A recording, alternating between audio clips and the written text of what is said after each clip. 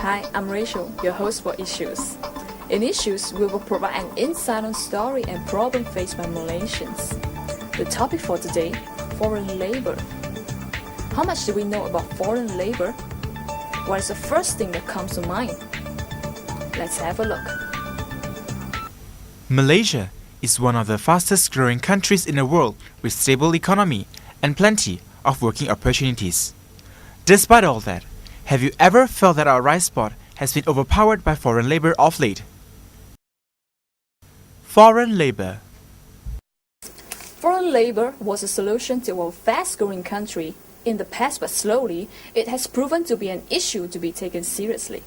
So, how much of foreign labor do we Malaysians use? According to the news from the Star Online, in 1999 alone, the numbers of foreign labor was less than 0.5 million, and by 2008, the number came up to a shocking 2 million. The height has been somewhat shocking.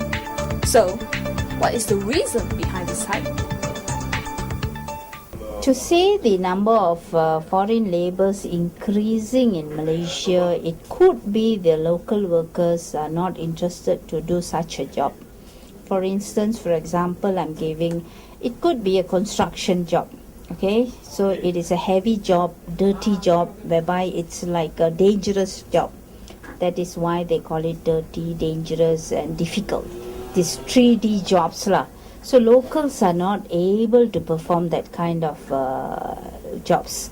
And most of the employers like construction companies, they rely on the foreign labours to do those kind of works. So to say, we can see we have a lot of developments in Malaysia. That means the construction site, it is increasing the need of construction workers. So there's a reason why a lot of foreign labours are in Malaysia to do the construction job. I mean, in hierarchy, you can see, like me, I'm the main contractor. Okay, I'm local, and all my teams, we have about 4 of us here. Okay, so that is all local, and then beside that, the second tier is all my subcontractors, which is local. Then the fourth tier onwards is all foreigners. So if you can imagine, you can come up with a diagram. So normally main con, then subcon, then the supervisor. Below the supervisor is all foreigners.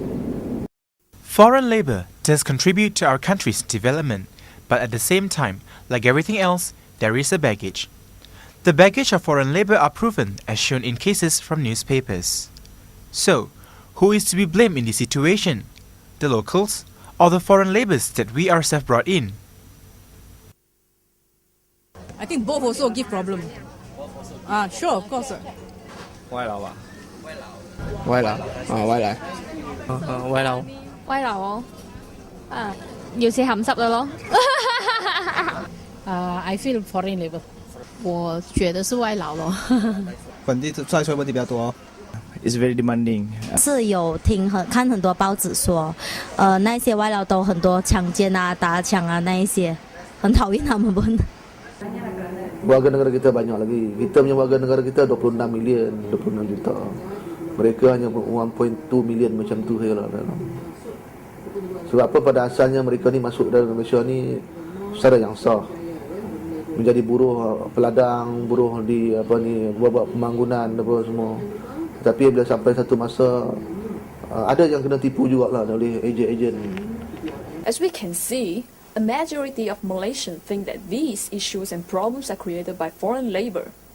Take a step and think. After hearing what ASP Jamaluddin had to say, can we be certain that the cause of this problem comes from the foreign labourers only?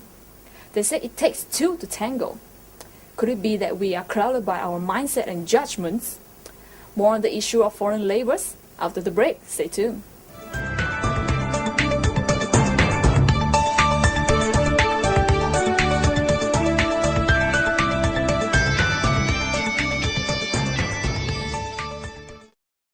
Welcome back to Issues. Societies are getting more concerned about illegal labor. That has prompted the government to initiate the 6P program in July 2011. Illegal foreign labours, definitely illegal means it's wrong lah, which they are not supposed to be in Malaysia. They are not supposed to work here. and that's the reason why we call them as illegal. So they are actually here against our law. So that means it will be under the immigration department lah, to take up action on them, since they are illegals. But at the moment, there's a program, we call it, as I said, 6P program. 6P program is regarding what is it? Oh, I mean compliance, is it? 6P program. 6P, what is it? I don't know. 计划是什么计划？我还不知道哎，我还不知道。哦。不知道。不知道啊。The 6P program still remains as an ambiguity to many. Before the 6P program, authorities would only detain the illegal laborers and send them back to their homeland. To know more about the 6P program, we have an authority from the Penang Labour Department to fill us in. For my knowledge, 6P program is legalizing the illegal foreign labours. So they have certain, what we call it, they have already called it as a portion by portion they will be doing legalizing lah. So first they will do registration for all the illegals which is who are staying in Malaysia, and whoever supposed to register, they have to register themselves, and they will be legalized and they will be given amnesty.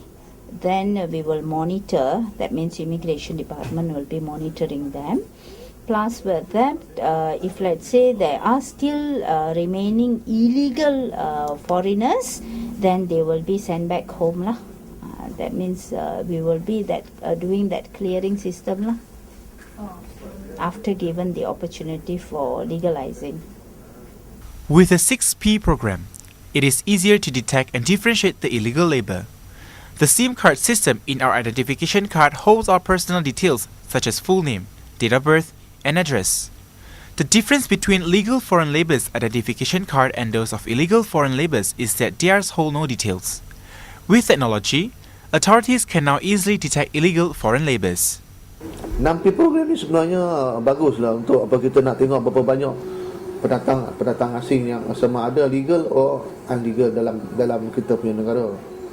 Dalam 6P ni cukup baiklah. Sebab apa, dulu kalau kita mana-mana jenayah berlaku, mana kita dapat thumbprint cap jari tempat kejadian, kita tak boleh buat perbandingan. Tetapi sekarang dengan ada 6P ni, at least dapat membantu pihak polis jalankan siasatan, kita dapat kesan cap jari mereka, ataupun kita jumpa mayat-mayat di mana-mana, di sama ada mereka mati di laut atau mati di sungai ataupun tempat-tempat yang sunyi. Melalui cap jari kita dapat pengenalan daripada warga negara mana. Itu yang terbaik lah. Walaupun memang ada lah setengah-setengah yang curiga terhadap apa konsep 6P ni, dia orang takut mungkin kerajaan akan buat tangkapan. Tidak. Sebab kita punya kerajaan banyak bagus bagi peluang untuk mereka datang menjerah diri lah. Yang mana tidak ada pasport, yang mana ada pasport, bukan kerja biasa lah. 反对咯。沙拉很多原住民都没有得到身份证，为什么外劳凭什么得到我们身份证？ So I don't really agree to just, freely give out a citizenship to anyone. Because even in other countries like Australia, in Singapore, you have to fulfill certain criteria in order to be a citizen of a country. In fact, you have to even swear your commitment to a country before you have to prove to the government before you can even be a citizen of the country, because after all, you have to defend the country if anything happens. So for foreign workers to be here for just a shorter time with different agenda, for even not for here to even earn money to raise their family back home, you could see how committed they are for this country. You could see that because they came here for a different agenda, not like us where we have roots, we have family here, and this is our home, and this is where our commitment lies. So I think this is something that the government should look into, not just because you need to increase the number of people, and that will not just solve the problems. In fact, it will just increase more problems in the society. I disagree with this. Actually, by right, the foreign worker come here, we should set the target deadline. Say maybe allow them to come for 5 years or 10 years. Then all this have to go back to their own country in order to curb all this social problem. So when they stay longer here and they have to look for housing, then we have to take care of them. Normally all these foreign workers are poor. It's different from we have another policy where we attract investor come under Malaysia My Second Home. That will be different. That we are encouraging rich people to come here and stay and spend money and generate our investment, our economy. Whereas foreign worker definitely is very clear. They are very poor. Then only they go abroad to find a good living.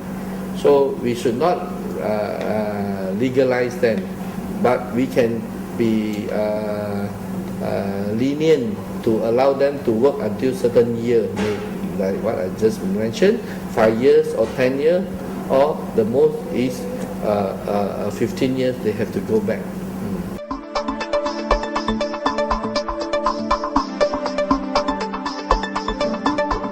As we can see, there are some who oppose the 6P program, while some think it is a good solution and embrace it. The chart here shows the workers registered under valid and foreign workers immigrants. The number of valid workers is 1 million, while the numbers of invalid foreign workers is 1,222,000. Now, this is not a small number. We'll take a short break. After this, it should return with a case study.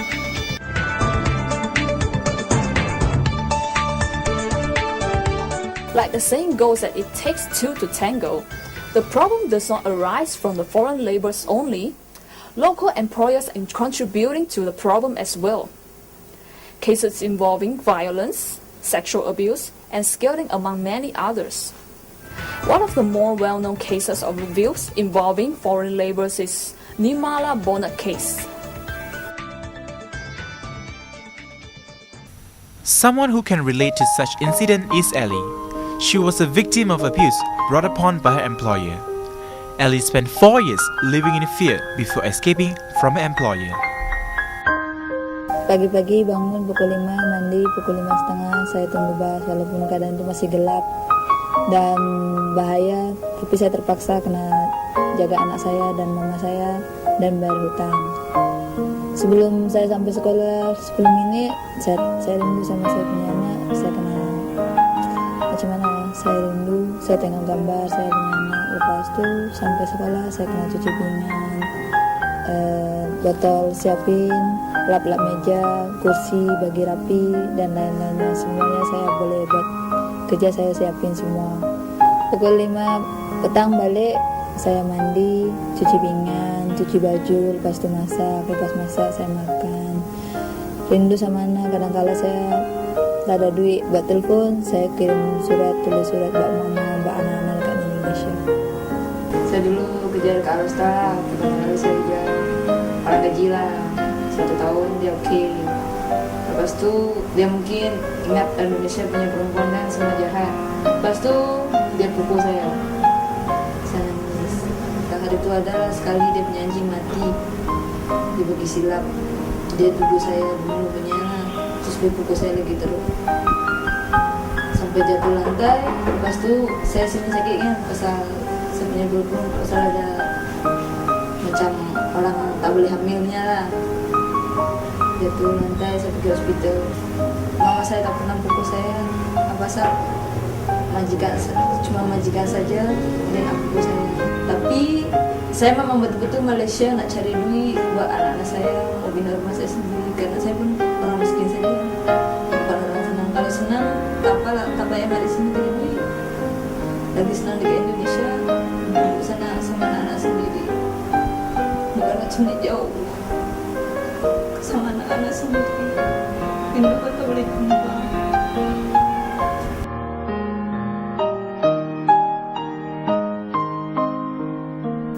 Foreign laborers are humans too. They have every right to the basic fundamental of human rights. Often, we walk past and are ignorant of the fact that we look down upon these people. It's about time we treat them the way they are supposed to be treated. They are very much the inhabitants of Earth like we are. To gain respect, we must first give the respect others deserve. That's all we have for today. This is Rachel, signing off for The Issue. Have a nice day.